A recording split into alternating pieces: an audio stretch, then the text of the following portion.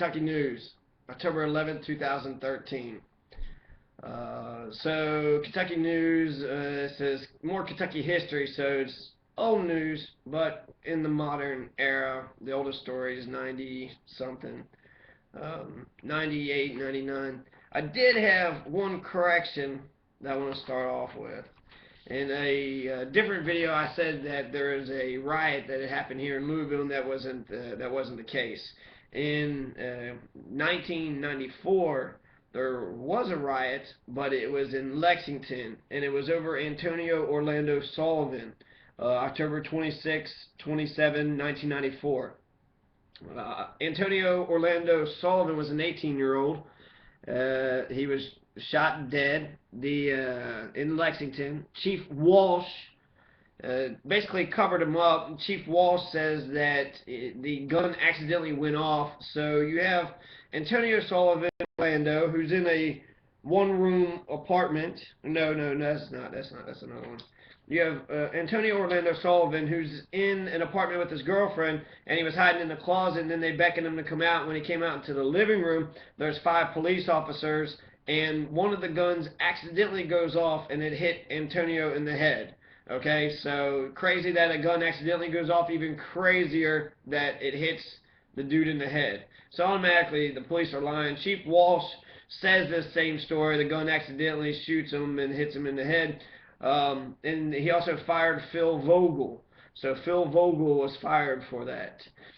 So that wasn't. And then there were black folks who were rioting, like 200 black folks, and they said the report said, you know, that was in Lexington and not in Louisville. So I wanted to correct that, and I wanted to give some more background information into it. So Antonio Orlando Sullivan was an 18-year-old who had got shot. As Sullivan was walking into a living room, a gun accidentally went off. So as he was walking in, so he's hiding in the closet and he's walking into the living room, and when he walks into the living room, he's shot, and then the riots happened. So that was 1994. And Phil Vogel was fired for it, probably, you know, because he's the one that killed him.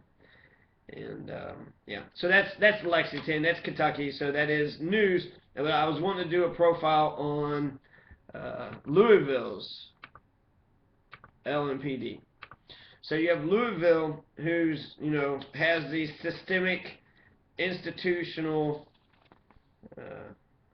structural problems, racist, socioeconomic, and they do tend to they really mess up with a lot of these issues. Okay, so I'm going to do the new notes, and then I'll wrap it all up, you know, at the end. Okay, so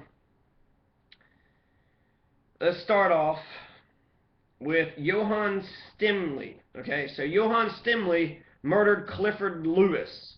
Johann Steimle, 30 years old, shot first. He started the whole incident, and he murdered 18-year-old Clifford Lewis. And this was on the corner of Dixie Highway and Wilson Street. And when they shoot Clifford Lewis, Johann Steimle, several other officers, plainclothes officers, so there's, you know, no way to tell that they were actually police. They could have just been, you know, corrupt officers trying to do their own thing, and who knows how this whole situation actually went out. But supposedly plainclothes officers with guns and no warning murdered Clifford Lewis.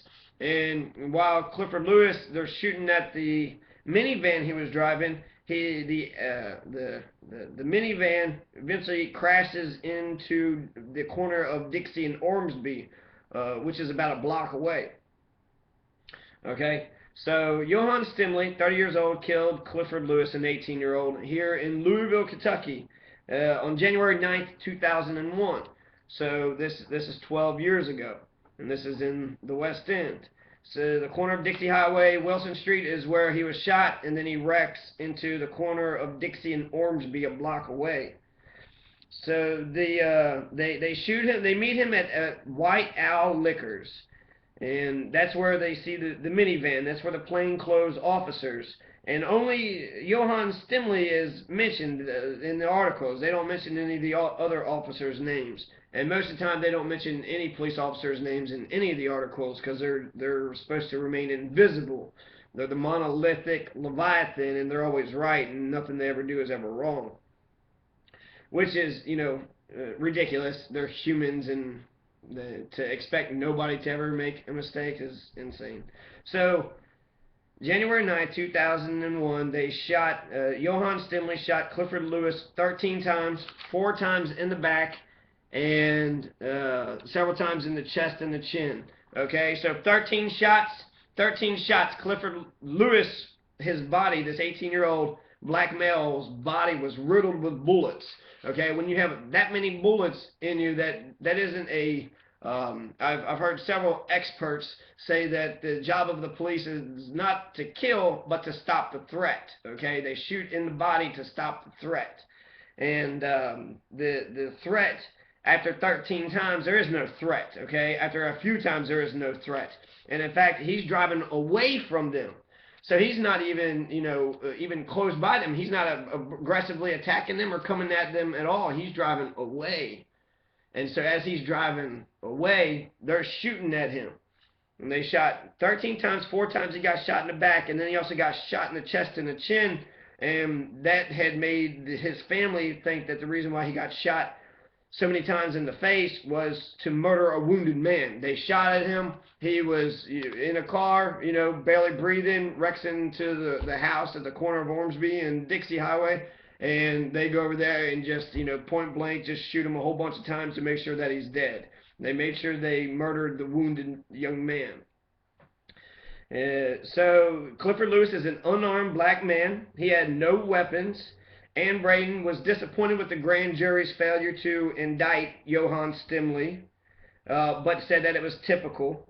The minivan, they said, according to the officers, they said the minivan backed into one of the officers, and then when they ordered Clifford Lewis to show his hands, they said that he reached in his waistband, and then that's when he was shot. Okay, so they're saying, according to the police, he backs the van, he hits one of the officers. Now, one of the officers, he did have like a broken leg and shit. But I don't believe any of this, okay? I believe the police officers jumped this guy, they started it, and they started pulling the trigger. And when they jumped him, he tries to get away and possibly ran into that one guy. It makes me think of that one driver with all those bikers. He had about 20 bikers all around him, and he needed to get through because he was under attack. These are plain clothes. They're officers after the fact, but at the time, they're just regular citizens. He's being jumped by regular citizens. This is like being wolf-packed, right? So, if plain clothes people, regular clothes guys, get out with guns. So, regular guys get out with guns, and these regular guys are shooting at this Clifford Lewis, and Clifford Lewis takes off. He's like, fuck this, I'm getting out of here. This is insanity. And even the police corroborate he's taken off. But they say that as he's taken off, they order for him to show his hands. Let me see your hands. And they said then he reached into his waistband. Well, he was unarmed. He had no weapons on him. No weapons at all. So this 18-year-old young black male, Clifford Lewis, in the west end of Louisville, was unarmed, got shot 4 times in the back, shot 13 times total, which was after the initial shots to make sure that he was dead. So he was shot that many times to make sure that he was dead. So, the officers said that they ordered him to show his hands. They didn't show his hands. He reaches into his waistband, and then that's when they shot him. That's what they're saying. So, okay, the situation happens. They're wolf packing. They jump him. All these plain clothes, regular white men, with flannels and baseball caps. They pull out with guns, right? Just regular dudes, white dudes, 5 white dudes jump out with guns. And the spooks Clifford Lewis takes off. And when Clifford Lewis takes off, they may have said something, ordered something, but they want to say that he reached into his waistband. How, if he's driving a van, how in the fuck do you see if he's pulling anything out of his waistband? You might see movement, like right now, you could see me moving, and I could like reach down like this, or I could reach in the middle down like this, or I could be you know, just doing a little dance like this. You know, you can't tell what's happening here. So how do they know that he reached in his waistband? It's bullshit. It's a lie. That's bullshit. That's why they said that he reached in his waistband, because they lied about this entire ordeal from start to finish. The internal affairs, of course, cleared him. The internal affairs is bullshit. There's no citizen complaint board here in Louisville. Perhaps we need a new charter. We just need a whole brand spanking new charter. Yeah, so that's what happened. They shoot him. The SUV runs into a house on the corner of Dixie and Ormsby, a block away. So as he was driving away, they shot him, and the vehicle just kept on going in the direction that Clifford Lewis had tried to get out, that Clifford Lewis had tried to get free from.